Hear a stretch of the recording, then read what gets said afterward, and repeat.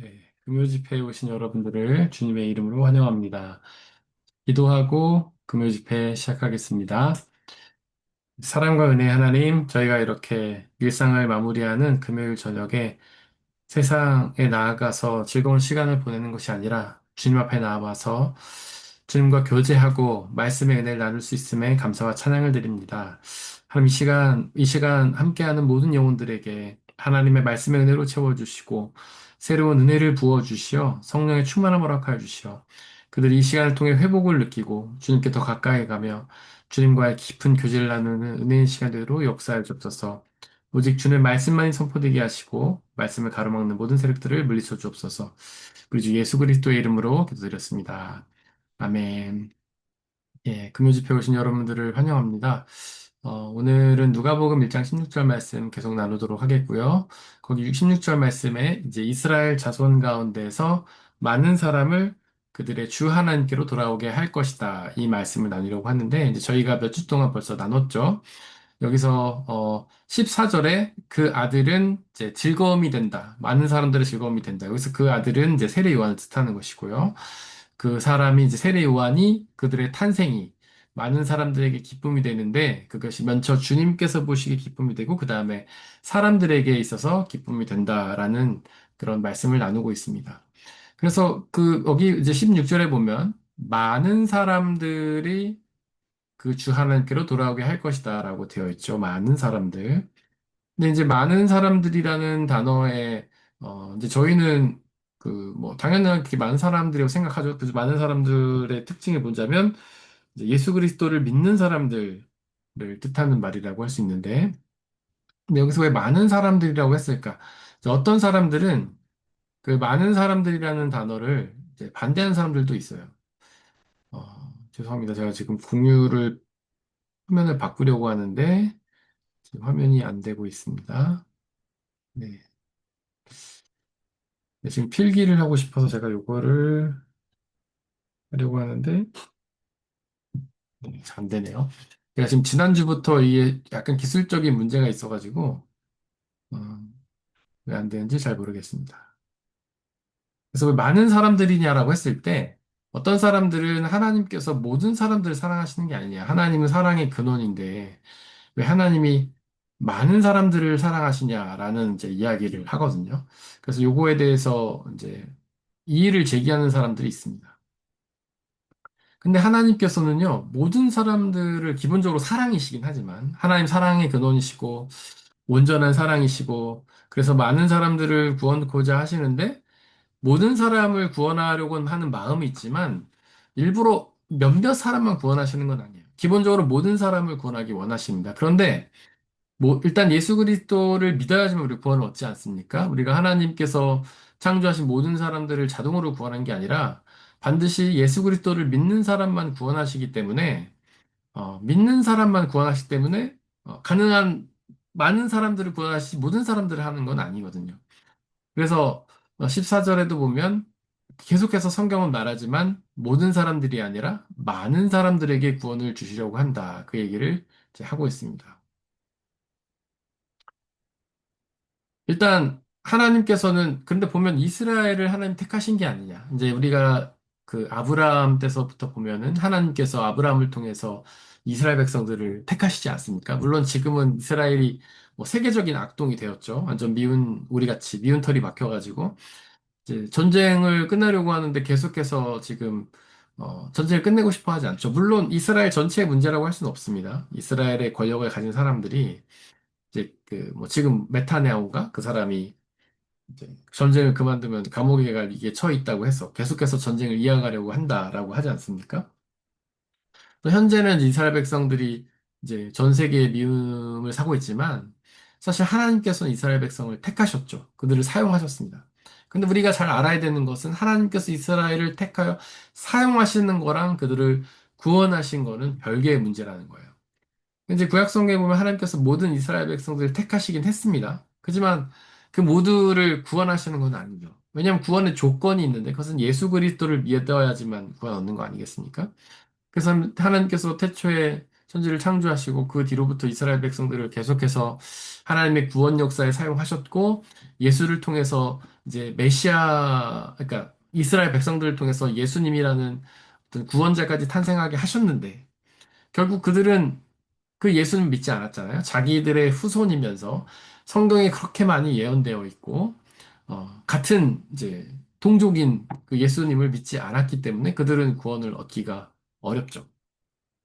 그래서 하나님은 이제 그들을 측은히 여기셨죠. 그래도 하나님께서 그들을 택하시지 않았습니까? 이제 굳이 따지자면 우리가 장자라고 할 수 있는데 첫째 아들이라고 할 수 있죠. 우리가 성경에서도 보면 예수님께서 계속 첫째 아들로 비유하시잖아요. 성경에 보면 탕자의 비유에 보면 첫째 아들이 있지 않습니까? 첫째 아들은 아버지와 함께 계속 있으면서 집을 나가지 않고 성실하게 아버지를 위해서 일했던 사람인데 이제 둘째 아들 탕자가 아버지의 재산을 미리 갖고 가갖고 탕진해갖고 돌아오니까 첫째 아들이 집을 나가버렸잖아요. 거기서 첫째 아들은 바로 이스라엘 백성들을 뜻하는 거죠. 그들은 구약 성경 시대부터 하나님의 율법을 잘 지키면서 하나님 말씀에 순종하면서 하나님과 함께 있었던 사람인데 결국 여기서 둘째 아들은 이제 이방인을 뜻하는 건데 이방인들이 예수님을 믿고 돌아오니까 이제 유대인들이 삐져서 나가버리는 거죠. 물론 실제 유대인들은 이방인들이 구원을 얻었기 때문에 삐져서 하나님에게서 멀어진 건 아니죠. 그들은 잘못된 믿음을 갖고 있었기 때문이죠. 그들은 예수님을 구원자로 믿은 것이 아니라 구원자가 아직 안 왔다고 생각하고 율법을 지키는 어떤 그런 행위를 통해서 구원을 얻을 수 있다고 착각하지 않았습니까? 그래서 그들은 구원을 얻지 못하게 된 것이죠. 그래서 하나님께서는 그들을 측은히 여기시고 이제 세례 요한을 그들에게 보내십니다. 그래서 여기서 보면 이스라엘 가운데서 16절에 이스라엘 가운데서 많은 사람들을 그들의 주 하나님께로 돌아오게 할 것이다. 이스라엘 가운데서 많은 사람들을 주 하나님께로 돌아오게 할 것이다.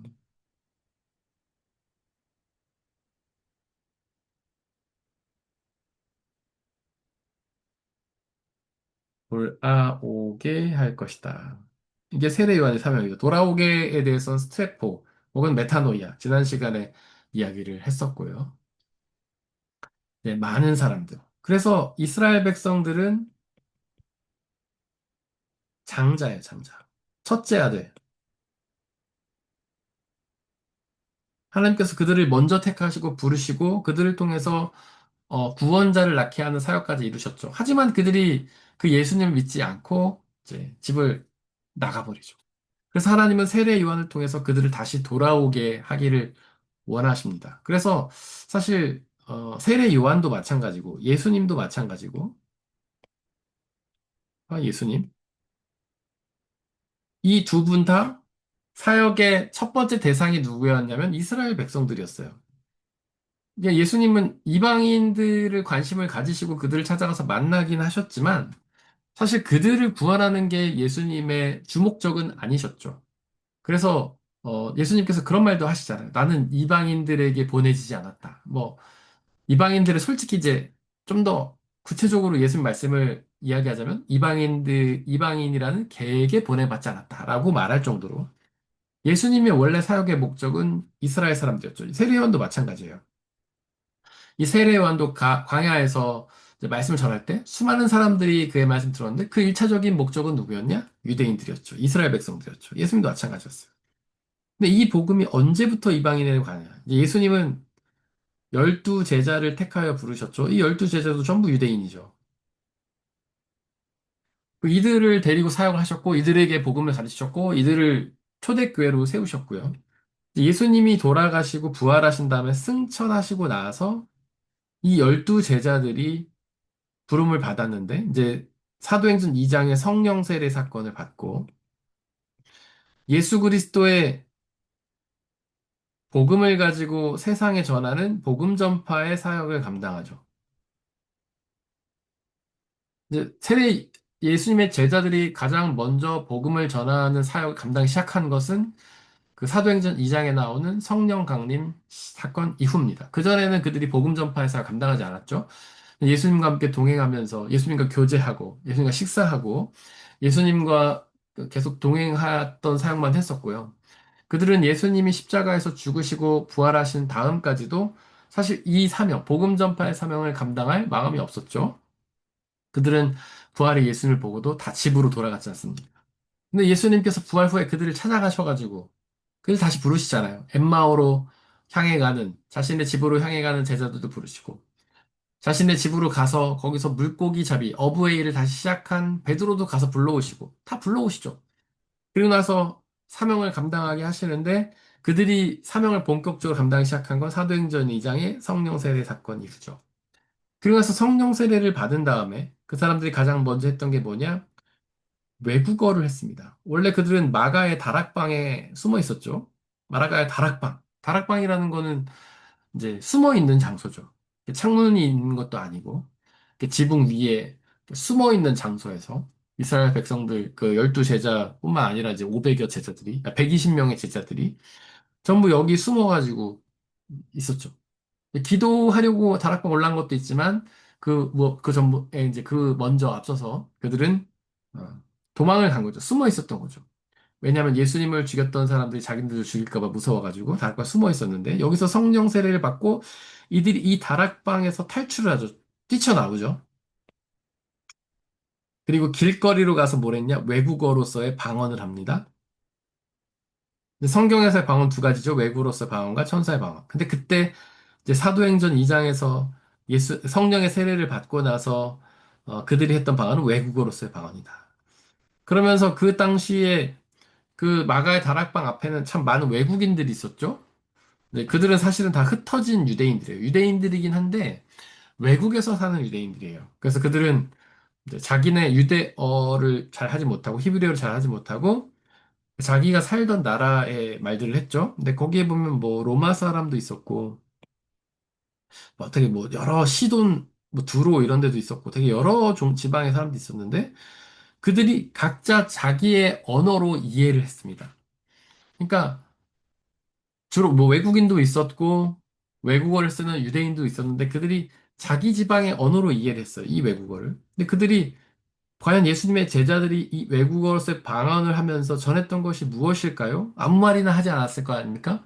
성령의 충만을 받은 다음에 무슨 말을 했을까요? 이들은 아마 예수 그리스도의 복음을 전했다. 그러니까 세례 요한과 예수님 때까지는 이스라엘 사람들이 썼던 언어, 당시 이스라엘 사람들이 썼던 언어는 뭐 그 히브리어를 썼던 사람도 있었고, 그리고 뭐 헬라어를 썼던 사람도 있었고, 그리고 예수님 같은 경우에는 아람어를 썼죠, 아람어. 아람어는 사실 아시리아의 언어인데, 당시에 이제 이스라엘은 로마가 지배하기 전에 아시리아의 지배를 받았기 때문에, 오랫동안 지배를 받았기 때문에 아시리아어를 쓰는 사람이 많았어요. 예수님, 세례요한과 예수님은 아마 예수님 같은 경우는 확실히 아람어를 썼습니다. 세례 요한은 사실 정확하게 모르지만 아마도 아람어를 썼을 확률이 높아요. 그 당시에 많은 이스라엘 사람들은 아람어를 썼기 때문이죠. 그래서 이 예수님과 세례 요한은 아람어로 복음을 전했죠. 그 이유는 뭐냐? 유대인들에게만 복음을 전했던 거예요, 유대인들. 타겟이 유대인들이었죠.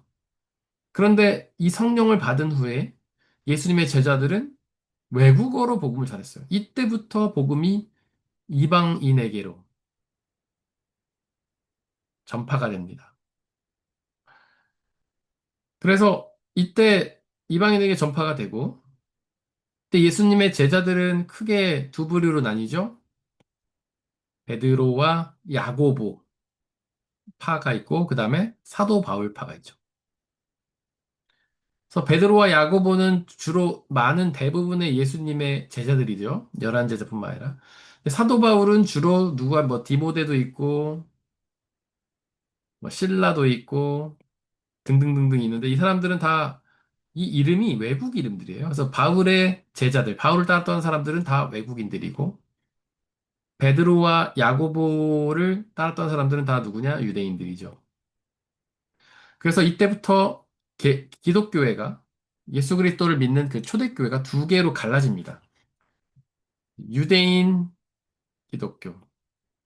그래서 이것을 믿는 사람들을 유대인 그리스도인들이라고 하고, 외국인 기독교, 이방인 기독교죠, 이방인 기독교. 그래서 이거는 이방인 그리스도인이라고 해요.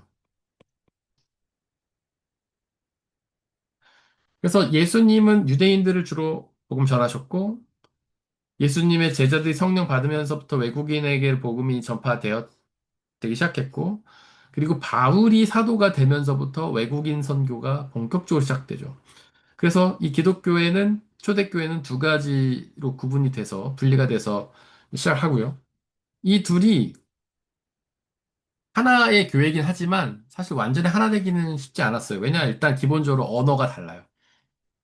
그리고 문화도 다르고, 뭐 풍습도 다르죠. 그래서 이미 사도행전에 보면 이 유대인 기독교인과 이방인 그리스도인들이 갈등하는 장면이 아주 많이 나오죠. 그러면서 이제 베드로가 이방인 그리스도인들과 함께 식사를 하니까 그 주변에 다른 유대인 그리스도인들이 아, 왜 이방인들과 식사하냐 막 뭐라 뭐라 하고 그다음에 바울이 베드로한테 찾아가가지고 왜 이방인들은 멸시하고 무시하냐 이방인들도 그리스도인데 우리가 함께 가야 되지 않냐 막 그렇게 하다가 결국엔 갈라져서 이제 따로 가죠.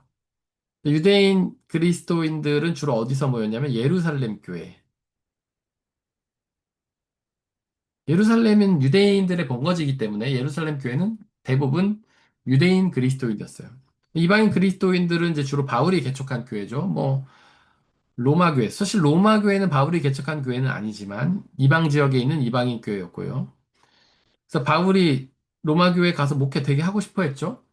이방인 교회 중에 제일 핵심적인 곳이잖아요. 로마는 당시에 이제 전 세계를 장악하고 있었던 아주 최대 강대국의 수도였지 않습니까? 그곳에 세워진 교회이기 때문에 여기에서 이제 복음이 전해지고 교회가 올바로 세워지면 로마 전역에 퍼질 수도 있었기 때문에 이제 사도 바울은 로마 교회 되게 가고 싶어 했지만 결국 못 갔어요. 그다음에 뭐 많은 교회들 있죠. 초대교회들 중에서 뭐 빌립보 교회, 골로새 교회, 고린도 교회, 안디옥 교회 막 이런 수많은 교회들인데 이것은 거의 다 사도 바울이 세운 이방인 교회였습니다. 그래서 사도 바울이 주로 이방인 교회들의 편지를 쓴 거예요. 사도 바울의 편지들, 뭐 고린도서서, 골로새서, 로마서 주로 이방인 교회에다가 쓴 것이고. 근데 이제 서로 갈라져서 이렇게 교회가 됐지만 영향은 주고 받았죠. 그래서 예루살렘 교회는요, 예수 그리스도를 믿는 것을 중요하게 생각을 하긴 했지만 여기에다가 율법과 할례까지 같이 강조했어요. 왜냐하면 이들은 유대인들이기 때문에 이제 자신들이 살아온 그런 문화가 있지 않습니까? 계속해서 할례를 받아오고 율법을 지켜왔던 사람들인데 어느 날 갑자기 율법 지키지 마, 할례 지키지 마 그런다고 해서 그게 잘 되는 게 아니에요. 그래서 이들은 예수 그리스도를 믿음에도 불구하고 계속해서 율법과 할례를 지켜왔던 거죠. 이 문제로 계속 갈등을 합니다. 근데 이제 자기들끼리만 하면 이제 좋은데 자꾸 이 이방인 교회들에게 야 너네도 이방인이지만 예수님 믿으려면 율법 지켜야 돼, 할례 받아야 돼. 자꾸 이런 걸 강요하면서 갈등을 하기 시작하죠. 그래서 사도 바울이 그거 아니야, 필요 없어라고 하면서 이제 이런 서신서들 써가지고 야, 너 여러분들 예수님만 믿으면 되지 절대 율법을 지키실 필요 없어요. 할례 받을 필요 없어요. 그런 얘기를 많이 하게 되죠. 자, 그래서 어쨌든 예수님께서는 세례 요한과 하나님께서는 세례 요한과 예수님을 통해서 먼저 유대인들을 구원코자 하셨다. 유대인 중에 많은 사람들을 구원코자 하셨다라는 거죠. 그 이유는 우리가 착각하고 오해하면 안 돼요. 예수님이 하나님께서 유대인들만 편애하셨기 때문이 아닙니다. 하나님은 사랑이시죠. 완전하고 영원한 사랑이에요. 편애하시는 분이 아닙니다. 모든 사람을 똑같이 다 완전히 사랑하세요. 그런데 왜 예수님을 보내실 때 유대인에게 먼저 보내셨냐? 그들을 먼저 복음화하고 구원시켜서 세계 선교에 사용하고자 하심이죠. 그걸 예수님이 그대로 이루셨죠. 그래서 12제자를 부르셨고 그들을 먼저 유대인들에게 보내서 유대인을 복음 전파하게 하셨고 나아가서 성령 받은 후에는 전 세계로 복음 전하게 하셨고 그리고 사도 바울을 이방인사로 따로 세우시고 베드로와 야고보는 이제 유대인들에게 복음 전하게 하셨죠. 근데 안타깝게도 이 유대인 그리스도의 공동체는 거의 역사 속에서 사라져 버립니다. 거의 미비해요. 지금 유대인 중에서 그리스도인들의 비율이 굉장히 적지 않습니까? 이 로마 교회가 이제 전 세계로 퍼지죠. 로마가 이제 AD 383년에 밀라노 칙령을 통해서 국교화가 되면서 이때 전 로마로 기독교가 퍼지고 로마가 지배하는 나라에 전부 기독교가 퍼지게 되고 나중에는 그 복음이 이제 전 세계로 이렇게 돌게 되죠. 그래서 로마 교회가 원래는 예수 그리스도께서 세우시고 초대교회가 그냥 로마 교회가 된 거예요. 근데 로마가 AD 1000년쯤인가요? 제 기억이 맞다면 AD 1000년쯤, 예를 들면 1000년쯤 동로마와 서로마로 갈라지죠. 근데 서로마는 그냥 로마 가톨릭으로 남고 동로마는 정교회가 됩니다. 그래서 동로마에 있는 정교회다 그래서 동방정교회 이렇게 이름이 붙은 거죠. 그래서 올토독스. 로마 가톨릭은 뭐 카톨릭. 이거는요, 자연스럽게 분리가 된 거예요. 일부러 억지로 나눈 게 아니고, 싸워서 갈라진 것도 아니고, 동로마와 서로마가 갈라지면서 자연스럽게 갈라졌어요. 근데 나중에 이들이 좀 시간이 흘렀을 때 서로 신학적인 논쟁을 하죠. 이제 필리오케 논쟁이라는 건데, 필리오케 논쟁이라는 게 뭐냐면 성령 하나님에 대한 이해입니다. 성령 하나님. 자, 그래서 성령 하나님이 하나님에게서 나온 분이시냐, 하나님에게서 발출되었다, 이렇게 돼요. 발출되어 성령이냐? 혹은 성령 하나님에게서 발출되었냐? 요 이해 가지고 이제 동방정교회와 로마 가톨릭이 갈라집니다. 동방정교회는 하나님에게서만 나왔다라고 주장해요. 근데 로마 가톨릭은요, 하나님에게서도 나오고 성령에게, 그러니까 하나님에게서도 나오고, 죄송합니다. 이게 성령 하나님이 아니고 예수님이에요. 잘못 썼어요. 예수님에게서도 나온다라고 주장해요. 다시 한번 동방종교회는 오직 성령 하나님께서 성부 하나님에게서만 나왔다 이렇게 주장하고 로마 가톨릭은 성령 하나님이 예수 그리스도에게서도 나오고 성부 하나님에게서도 나왔다 이렇게 주장하는 것이 이제 로마 가톨릭이에요. 여러분들 뭐가 맞을까요? 성령 하나님은 성부 하나님에게서만 나왔습니까? 아니면 성부 하나님에게서도 나오고 성령 그러니까 예수 그리스도에게서도 나왔습니까? 답은 우리가 모르죠. 답을 모르죠. 하지만 성경에서는 뭐라고 얘기하냐면 성령을 하나님의 영이라고도 하고 예수 그리스도의 영이라고도 합니다. 그래서 성경적으로 볼 때 제 생각에는 성령 하나님께서는 하나님께로부터서도 나왔고 예수님에게서도 나왔다라고 생각하지만 사실 이게 중요합니까? 우리가 성령 하나님이 삼위일체 하나님이라는 사실이 중요하지. 성부 하나님, 성령 하나님, 성자 예수님이 한 분이라는 사실이 중요하지. 어느 분에게서 나왔다, 이건 중요하지 않아요. 그리고 이게 되게 중요하지 않은 논쟁인데, 이왕 갈라졌으니까, 이제 교리적으로도 차이가 있다, 이런 이야기를 해본 거죠. 하지만, 이게 큰 차이는 아니에요. 그래서 우리가 동방 종교에도 우리가 같이 예수 그리스도를 믿는 교회 중에 하나다라고 이해할 수 있는 것이죠. 자, 그래서 로마 가톨릭은 이제 개신교회로 또 갈라지죠. 종교개혁을 일으켜서 로마 가톨릭에서 이제 개신교회가 나옵니다. 루터 이후로. 근데 여기서 개신교회가 갈라져 나오면서부터 이제 엄청 갈라지기 시작하죠. 루터파가 있고, 그 다음에 깔뱅파가 있죠. 깔뱅파를 이제 개혁교회라고 하고, 그러니까 루터파, 깔뱅파, 그 다음에 영국에서는 성공회 또 갈라지죠. 그리고 깔뱅파 후예로 이제 뭐 장로교가 있고, 성공회에서 또 갈라져 나온 게 뭐 감리교. 그다음에 감리교에서 갈라져 나온 게 뭐 성결교, 순복음, 그다음에 뭐 침례교. 침례교는 사실 애매합니다. 감리교에서 나오는 사실. 하여튼 이렇게 계속해서 갈라져 나오죠. 근데 이게 갈라진다는 게 분열한다는 게 꼭 나쁜 것만은 아닙니다. 이제 아까 동로마 서로마 갈라지듯이 지역적으로 너무 이렇게 거리가 멀고 차이가 나니까 자연스럽게 갈라지는 경우도 있고 로마 교회에서 서로마 가톨릭에서 개신교회가 나온 것도 이제 로마 가톨릭의 타락 때문이죠. 타락 혹은 뭐 변질 때문에 개신교회 루터가 종교개혁을 일으키면서 그 타락을 멈출 수 있었고, 이제 루터가 종교를 일으키면서 이 가톨릭도 자체 정화를 하기 시작하거든요. 그래서 이 나름대로 이제 오리엔트 공의인가 갑자기 공의 이름 헷갈리는데 이분들도 이제 가톨릭도 개신교회가 종교개혁 일으켜서 나가니까 자체적으로 반성을 합니다. 반성.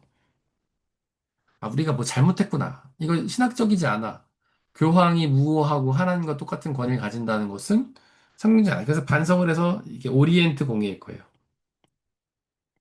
자체 반성을 하고요. 그래서 이 갈라져 나온 것이 그냥 왜 이렇게 갈라지냐, 왜 이렇게 싸우니? 그냥 단순히 그런 차원으로 보면 부정적으로 볼 수도 있지만 이렇게 개신교회가 갈라져 나옴으로써 이전 교회가 스스로 자정하는 이런 것들을 볼 때는 나쁘다고 볼 수만은 없습니다. 루터파 깔뱅파 같은 경우는 이제 성공회는 가장 온건한 종교개혁. 거의 가톨릭에서 그냥 탈퇴했을 뿐이지 어떤 그 안의 시스템이나 신학적인 차이, 그다음에 예배 방식 차이는 거의 다르지 않아요. 거의 똑같습니다. 네, 루터파는 조금 더 온전한 한 중도 개혁파. 그래서 가톨릭적인 예배는 거의 비슷하게 가져왔고 그런 어떤 시스템 중에 몇 가지를 고쳤죠. 가톨릭은 이제 칠성례라고 해서 성례전이 7개인데 루터파는 그걸 2개, 세례와 성찬 2개로 만들고 그다음에 이제 가톨릭은 중앙 집권적이고 어떤 권위적인 시스템이죠. 그래서 교황이 있고 그 밑에 신부들이 이렇게 계급별로 쫙 있는 시스템이고 교황이 뭐라고 하면은 그 밑에 신부들은 쫙 움직이는 시스템이고 그냥 교황청이 있고 그 밑에 교회들은 전부 그 안에 소속돼 있어서 교황청이 명령을 내리면 그대로 움직이죠. 근데 루터파는 그러진 않았어요. 개교회주의가 이때부터 시작이 됩니다. 그래서 루터파 교회는 이제 자체적으로 그 교회 공동체가 목회자를 청빙하는 시스템을 그때 바뀌고 그래서 중앙 집권적인 뭐 교황이 있고 그때 신부들이 있는 게 아니라 그냥 개교의 목사님들이 다 교회를 담당하는 그 교회를 책임지는 그런 역할을 감당하게 되죠. 그래서 루터파는 그 정도의 온건한 개혁이었고 중도 온건파. 근데 깔뱅파는 좀 더 급진적인 이제 급진적인 개혁가죠. 그래서 성찬식도 굉장히 그 멀리하게 되고 가톨릭적인 거는 거의 다 거부하게 되는 거예요. 그래서 깔뱅파가 했던 게 보면 이제 성상 파괴를 하죠. 그래서 가톨릭 교회는 옛날에 교회에 가보면 지금도 마찬가지지만 어떤 그림도 되게 많고 어떤 그 성상이 많잖아요. 제자들을 모양으로 만들고 예수님도 모양으로 만들어 놓고 근데 이것이 어떤 그것들을 우상화하기 위함이 아니라 사실 교육적인 목적이었어요. 그때 당시에는 글자가 있는 것도 아니고 책이 있는 것도 아니니까 그 성경, 그 교회 벽에다가 어떤 대리석으로 이렇게 모양을 만들어 놓고 그림을 그려 놓으면서 교보제로 쓴 거죠. 사람들에게 그걸 가르쳐 주는 거예요. 야, 여러분들 예수님 이렇게 십자가 지셨습니다. 그래서 그림을 보면서 혹은 뭐 조각을 보면서 사람들에게 알려줬던 거죠. 이제 문맹의 시대였으니까. 근데 이제 깔뱅파는 이게 다 우상이라는 거예요. 우상화가 되긴 했죠. 사람들이 거기 가서 조각 같은 데 가갖고 막 절을 한다든지 키스를 한다든지 거기다가 이제 경배를 올리고 그래서 사실 실제 그게 예수님이나 제자들이 아니지만은 그 어떤 조각을 우상화해버리는 일들이 일어났기 때문에 깔뱅파는 그것조차 다 없애버리죠. 그래서 교회에 있는 그림들을 다 갖다 이제 불살라버리고 조각도 다 부셔버리는 그런 일도 하죠. 급진적인 이제 종교개혁가죠. 츠빙글리는 깔뱅파 중에 좀 더 급진적인 사람인데 이 사람도 마찬가지죠. 가톨릭 쪽을 거부하고 그래서 깔뱅파와 츠빙글리는 성찬도 가톨릭적인 것이다. 그래서 성찬도 그냥 대충 1년에 한두 번 하면 되지 뭐. 내년 4번 하면 되지 뭐. 이렇게 만들고 대신 설교 시간을 뭐 1시간씩 인간의 말이 더 이성적으로 하나님 믿는 걸 중요하다 그래서 설교를 길게 하는 그 일들을 하게 되죠. 그래서 이츠빙박글리 이제 까뱅파 후예가 누구냐 장로교죠. 그래서 장로교단에서는 기본적으로 이제 성찬을 많이 안 하고요. 설교 시간이 길다. 근데 우리나라는 장로교회가 제일 크기 때문에 이런 게 굉장히 이제 퍼져 있었고, 그다음에 다른 기독교 교회들도 장로교회 영향을 되게 많이 받아가지고 성찬을 많이 안 하고 설교를 길게 하는 그런 영향을 받긴 했었죠. 어쨌거나 이렇게 여러 가지 지금은 굉장히 많은 이제 교회들이 교단들이 생기고 교회들이 생겼는데 이런 다양성들이 저는 뭐 나쁜 면만 있는 건 아니라고 봅니다. 물론 그 안에 다 단점도 있지만 그렇게 예수 그리스도 하나님은 너무 위대하신 분이잖아요. 전능하신 분이고 우주만큼 크신 분, 우주보다 더 크신 분인데 우리가 알고 있는 기독교, 우리가 알고 있는 하나님의 모습만이 다라고 주장하는 것은 하나님을 너무 협소하게 만드는 거죠. 그래서 다양성, 하나님이란 너무나 크신 분을 우리가 다양한 모습으로 다양하게 예배하고 다양하게 기억하는 것은 필요한 일이고 자연스러운 일이라고 생각합니다. 그래서 하나님께서는 기본적으로 이렇게 많은 다양한 교단을 통해서 더욱 많은 사람들을 구원하기 원하신다. 그에 우리를 부르셨다라는 것이죠. 우리 함께 기도하고 마치겠습니다. 사랑과 은혜 하나님, 하나님께서는 기본적으로 많은 사람들을 구원하기 원하신다는 걸 저희가 배웠습니다. 하나님께서는 모든 사람 구원하기 원하시지만 그 예수 그리스도의 복음을 전해서 더 많은 사람들이 그 복음을 듣고 예수께로 나오기를 원하신다고 저희가 오늘 배웠습니다. 성령 하나님 역사해 주시고 그 일에 저희를 사용하여 주시고 저희가 때를 얻든지 못 얻든지 예수 그리스도의 복음을 들고 우리 이웃들에게 전해서 더욱 많은 사람들이 그 복음을 듣고 주님 앞에 나와서 주님을 예배하게 하여 주옵소서.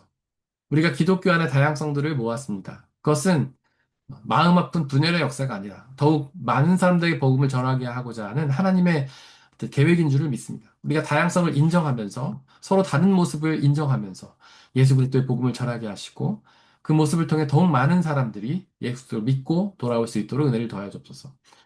아직 비록 더운 밤이지만 하나님 우리 모두를 건강하게 지켜 보호하여 주시고 주말에 예수 그리스도를 더욱 기억하고 예배하면서 주님과 깊은 교제를 나누는 복된 주말 될 수 있도록 은혜를 더하여 주옵소서. 우리 주 예수 그리스도의 이름으로 기도드렸습니다. 아멘.